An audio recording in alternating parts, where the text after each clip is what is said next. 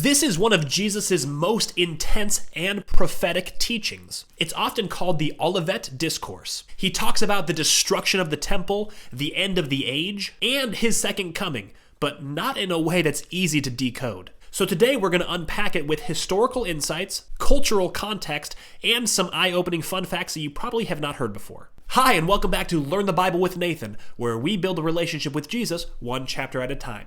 Today, like I mentioned, we're going to be going over Matthew 24, which honestly is one of the most confusing chapters in the New Testament. But before we get to the reading, if you have watched at least 3 episodes of this show, that means that this show has been some value to you. If that's the case for you, please do me a favor by clicking the subscribe or follow button. By doing this, you let the algorithms know that you've appreciated this show, and then this show will be pushed to more people, hence spreading the gospel to the ends of the earth, which is the entire purpose of this show. So hit that subscribe button, hit that follow button, I really appreciate it. Now let's dive into the word, where we're going to start with Matthew 24, 1 through 28. Jesus left the temple and was walking away when his disciples came up to him to call his attention to its buildings. "Do you see all these things?" he asked. "Truly I tell you, not one stone here will be left on another. Every one will be thrown down." As Jesus was sitting on the Mount of Olives, the disciples asked him privately, "Tell us," they said, "when will this happen, and what will be the sign of your coming and the end of the age?" Jesus answered, "Watch out that no one deceives you, for many will come in my name, claiming I am the Messiah, and will deceive many. You will hear of wars and rumors of wars, but see to it that you are not alarmed. Such things must happen, but the end is still to come. Nation will rise against nation and kingdom against kingdom. There will be famines and earthquakes in various places. All these are the beginning of the birth pains. Then you will be handed over to be persecuted and put to death, and you will be hated by all nations because of me. At that time many will turn away from the faith and betray and hate each other. And many false prophets will appear and deceive many people. Because of the increase of wickedness, the love of most will grow cold. But the one who stands firm to the end will be saved. All this gospel of the kingdom will be preached into the world as a testimony to all nations, and then the end will come. So when you see standing in the holy place the abomination that causes desolation spoken of through the prophet Daniel, let the reader understand. Then let those who are in Judea flee to the mountains. Let no one on the housetop go down to take anything out of the house. Let no one in the field go back to get their cloak. How dreadful it will be in those days for pregnant women and nursing mothers.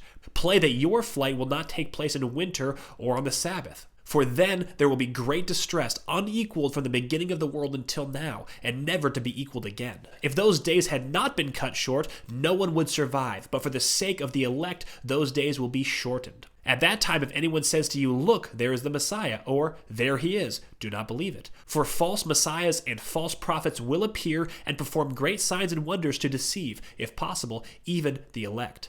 See, I have told you ahead of time. So if anyone tells you, 'There he is, out in the wilderness,' do not go out. Or, 'Here he is, in the inner rooms,' do not believe it. For as lightning that comes from the east is visible even in the west, so will be the coming of the Son of Man. Wherever there is a carcass, there the vultures will gather." This is the word of the Lord. Okay, so let's break down what's happening here and why it would be so shocking for the disciples. Right now in Matthew 24, we are at a transition point in Jesus' ministry. Chapters 1 through 23 of Matthew bookends Jesus' public ministry. Matthew 23 ended with Jesus publicly rebuking the religious leaders again. He weeps over Jerusalem, and then he walks out of the temple. And that is the last time that Jesus preaches or teaches publicly. Now, this chapter takes place on the Mount of Olives, where he's talking to just his disciples. Now, the fact that he's sitting on the Mount of Olives during this teaching is important because this teaching is quite apocalyptic, and it's in reference to Jerusalem and the temple quite a bit. And they would be able to see Jerusalem and the temple from the Mount of Olives. So the setting is just right. Jesus starts by talking about the temple. He says that not one stone would be left on another, meaning that the temple in Jerusalem is going to be totally destroyed. Now, this would have been very upsetting for the disciples to hear for a couple of reasons. As a Jewish citizen, this would have been upsetting because the temple is the centerpiece of all Jewish culture.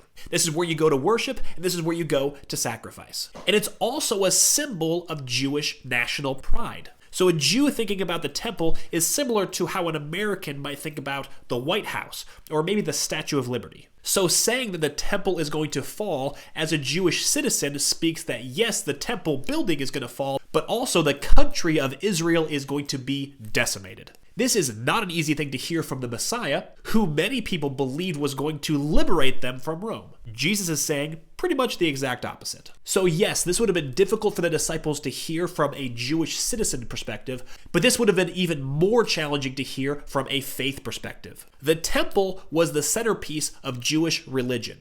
It was literally the place where God himself resided within Israel. Meaning, God had a house on the earth and it was in the temple. If the temple is destroyed, that means that God will no longer be with his people Israel. Of course, the disciples don't know yet that the veil in the temple is going to be torn and the Holy Spirit is going to be poured out on all people. So the temple, being the dwelling place of God, is not going to be necessary after the day of Pentecost. But of course, the disciples do not know this yet. And finally, this would have been surprising for the disciples to hear simply because of the magnitude of the temple. You see, the temple in Jerusalem was one of the wonders of the world. Some of the stones in the temple were over 500 tons. So just like Americans thought the Titanic could never sink, Jews thought that the temple could never be destroyed because it's so massive. And of course, Jesus' prophecy does come true in the year 70 AD, where Rome comes in and decimates Jerusalem.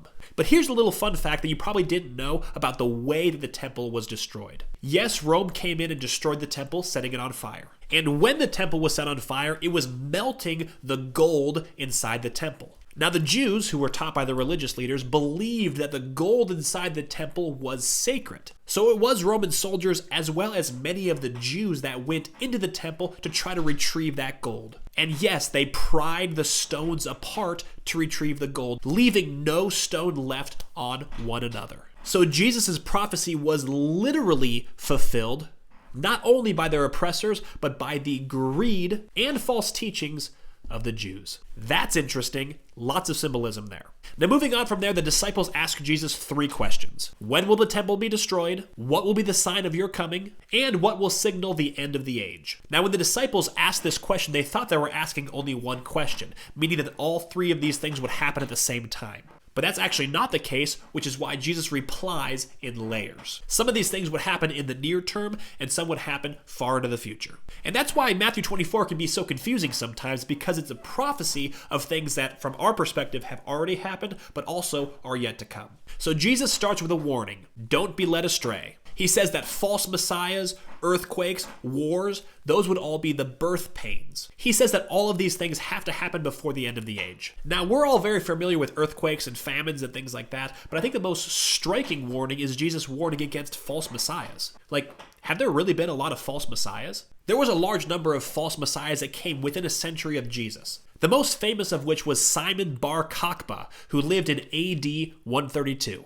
He led a rebellion but then was quickly squashed. So most of the false messiahs we probably have never heard about because it was so long ago. But there are some false messiahs that we probably are familiar with, like Joseph Smith and Muhammad, just to name a few. All right, now moving on to verses 15 through 22. This portion of scripture is commonly referred to as the abomination of desolation. Try saying that 10 times fast. Jesus refers to a prophecy in Daniel. Now, this prophecy is a little bit challenging to understand because part of it has already come true prior to Jesus' time, part of it came true a little bit after Jesus' time, and part of it still might come true. The part that was already fulfilled was fulfilled in the year 167 BC, when Antioch Epiphanes sacrifices a pig on the altar and sets up an idol for Zeus. Now, that part of the prophecy has already been fulfilled. The next part of the prophecy to be fulfilled happened in likely 70 AD, where Rome came in to destroy Jerusalem, including the temple, which we already talked about. And some scholars believe that there is further desecration that will happen in the end times, so that hasn't happened yet. Now moving on to verses 23 through 28. And he's talking about if people say that the Messiah is coming back. He says that if people say the Messiah is over there in the wilderness or if he's up there in the room,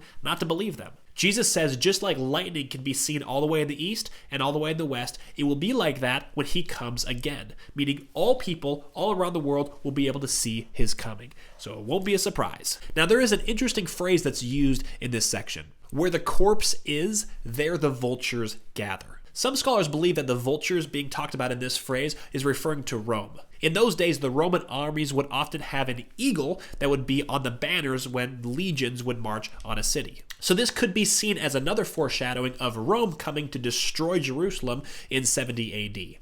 And by Jesus calling them vultures and not eagles, Jesus is saying, just because I'm prophesying that you are going to come and destroy the temple, that doesn't mean you're the good guys. You're still vultures. All right, let's finish up by reading verses 29 through 51. Immediately after the distress of those days, the sun will be darkened, and the moon will not give its light. The stars will fall from the sky, and the heavenly bodies will be shaken. Then will appear the sign of the Son of Man in heaven. And then all the peoples of the earth will mourn when they see the Son of Man coming on the clouds of heaven, with power and great glory. And he will send his angels with a loud trumpet call, and they will gather his elect from the four winds and from one end of the heavens to the other.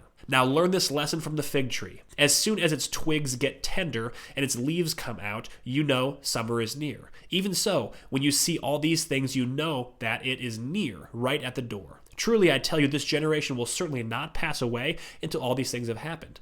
Heaven and earth will pass away, but my words will never pass away. But about that day or hour no one knows, not even the angels in heaven, nor the Son, but only the Father. As it was in the days of Noah, so it will be at the coming of the Son of Man. For in the days before the flood, people were eating and drinking, marrying and giving in marriage, up to the day Noah entered the ark. And they knew nothing about what would happen until the flood came and took them all away. That is how it will be at the coming of the Son of Man. 2 men will be in a field, one will be taken and the other left. 2 women will be grinding at a handmill, one will be taken and the other left. Therefore keep watch, because you do not know on what day the Lord will come. But understand this, if the owner of the house had known what time of night the thief was coming, he would have kept watch and would not have let his house be broken into. So you also must be ready, because the Son of Man will come at an hour when you do not expect him. Who then is the faithful and wise servant, whom the master has put in charge of the servants in his household to give them their food at the proper time? It will be good for that servant whose master finds him doing so when he returns. Truly I tell you, he will put him in charge of all possessions. But suppose that servant is wicked and says to himself, my master is staying away for a long time. And then he begins to beat his fellow servants and eat and drink with drunkards. The master of the servant will come on the day that he does not expect him, and at the hour he is not aware of. He will cut him into pieces and assign him a place with the hypocrites, where there will be weeping and gnashing of teeth. Alrighty, now Jesus shifts to focusing on the cosmic when he starts prophesying about his second coming and judgment. Jesus talks about the sun darkening and stars falling. This is very consistent apocalyptic imagery that's been used throughout the entire Old Testament. Most notably in Isaiah 13, Joel 2, and Ezekiel 32. Jesus is once again saying that his return will not be missed. It will not be private, it will not be secret, it will be a global phenomenon. There's imagery in Revelations that talk about when he returns and every knee bowing, but we'll save that for a later episode. Now, interestingly, Jesus uses a fig tree as a symbol. He says, watch the fig tree's leaves as a changing of the season. He's saying, watch the signs that I have outlined in this chapter, and you'll know the time is coming close. One thing that is interesting is that back in Matthew 21, Jesus curses a fig tree as a sign of Israel's unfruitfulness. And now he uses a fig tree again as a sign to say that you can see what is coming. I personally believe that what Jesus is communicating here is that yes, you have been unfruitful, meaning Israel, but it's not all lost, and you can still recognize what is coming. So get your act together. Now, probably the most controversial statement that Jesus makes in this chapter is when he says that this generation will not pass away before you see these things. Now, it can be tricky to decode this because in this chapter, Jesus talks about things that happened in the past, things that are going to happen in the near future, and then things that are going to happen in the far-off future. Most scholars agree that when Jesus says that these things will happen in this generation, he's referring to the destruction of the temple, which is about 1 generation removed from when Jesus is saying these things. Now, verses 36 through 44, Jesus uses wedding imagery to describe his second coming. He says that nobody knows the exact day and time. Not even him. I think the reason why he uses wedding imagery is super important here. Ancient Jewish weddings looked a little bit different than the way that weddings work today. In ancient Jewish weddings, a man would propose to his soon-to-be wife. After he proposed, they would be separated. Now, the bride would simply sit and wait for the groom to come back and to sweep her off her feet. She had no idea when that time would come.